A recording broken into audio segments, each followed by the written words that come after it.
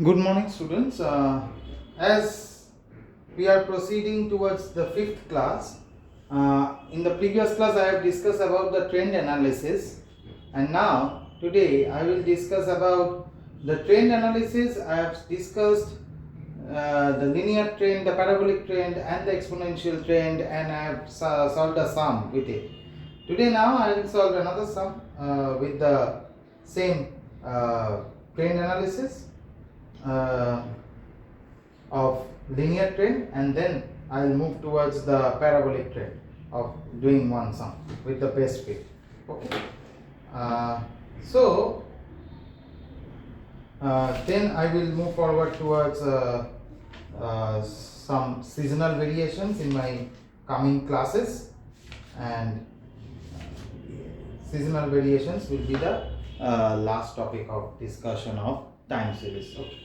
So today the sum which I have provided you said that fit a straight line trend to the following data and estimate the electricity generated in 1997.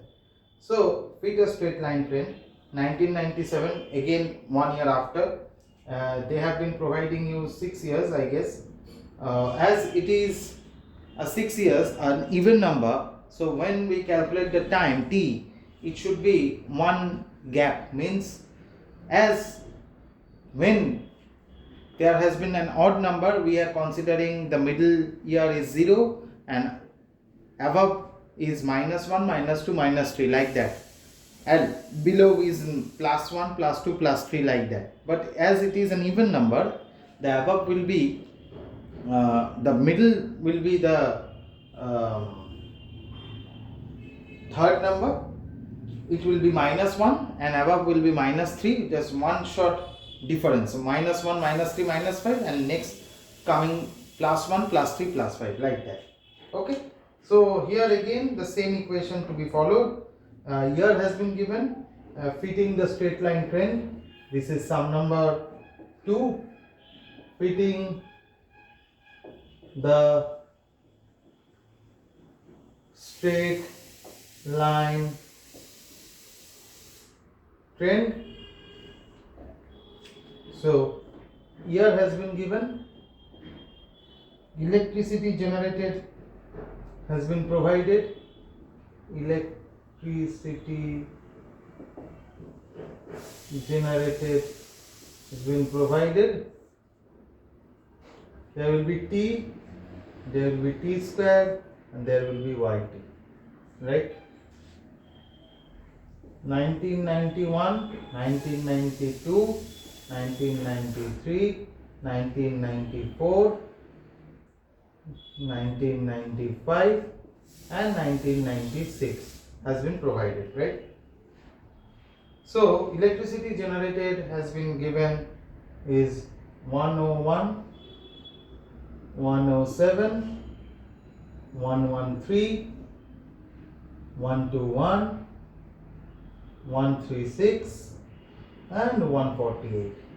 If you add the total electricity generated, it is coming 726, and as it is the middle term is not there, so the third number will be -1, there will be no zeros. Before it will be -3, -5, it is +1, +3, and +5, so t will be 0. I am not calculating the t. T square will be t square is 5 square, means 25, it's 9, it's 1, 1, 9, 25. So if you added the total, it is 70, I guess. Yes, 35 plus 35, 70. Yes, and yt is, this is y basically, this is y, and t is given -5. So 101 into -5, it is -505, -505. 107 into -3, it is -321. 113 into -1 is obviously 113. 121 is 121. 136 into 3, it is coming 408, and 148 into 5, it is coming 740. So the total, if you add total, it is basically coming 330 positive. Okay, so 330 positive, as you know from the equations, the main equation is y is equal to a plus bt, where summation of y is equal to na plus b summation t, and summation of yt is equal to a summation t plus b summation t square. Okay, so over here if we putting, this is 1, this is 2, so putting the value in one equation, we get, how we will get, summation of y is 726 is equal to na means 6a, 6 years, so a plus b plus t, t is 0, so b into 0 is equal to, a is equal to 726 by 6, 1 to 1. Putting the value in 2, we get, 2 means this is yt. Yt total is 330 is equal to a into t, t is 0, a is 6, t is 0, so a into 0 plus b is not given, t square is 70. Okay, or 330 is equal to 70b, or b is equal to 330 by 70, it is coming 330 by 70, it is coming 4.71, so 4.71. So this is the fitted equation, will be the fitted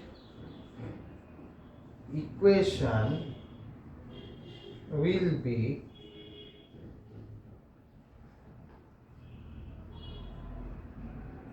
y is equal to na plus 1,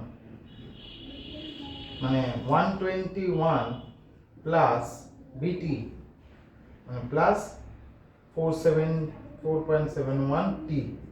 Now it has been asked about 7, means 1997, then it will be 7, the value will be 7, t value, therefore the fitted value in 1997 will be y is equal to 121 plus 4.71 into 7.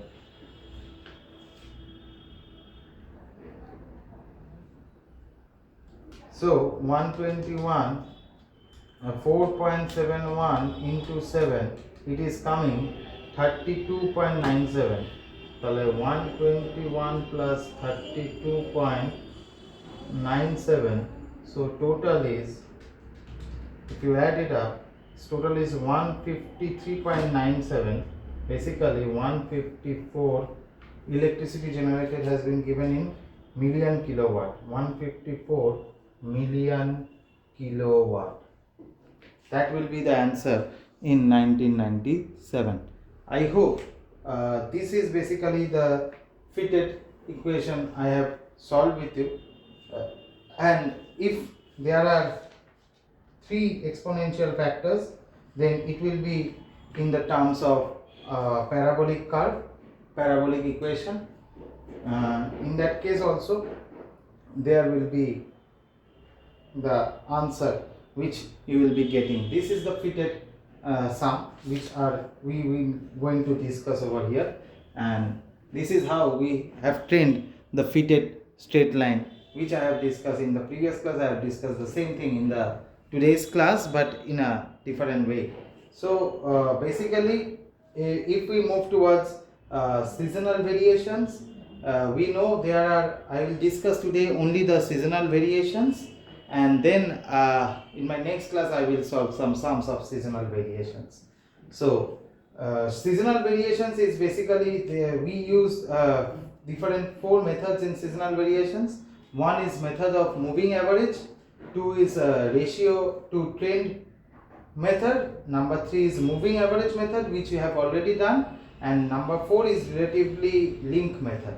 So method of averages like that, basically that method is the most simplest method, which ignores basically any trend or further calculations like this, and any cyclical fluctuations that may present in the series.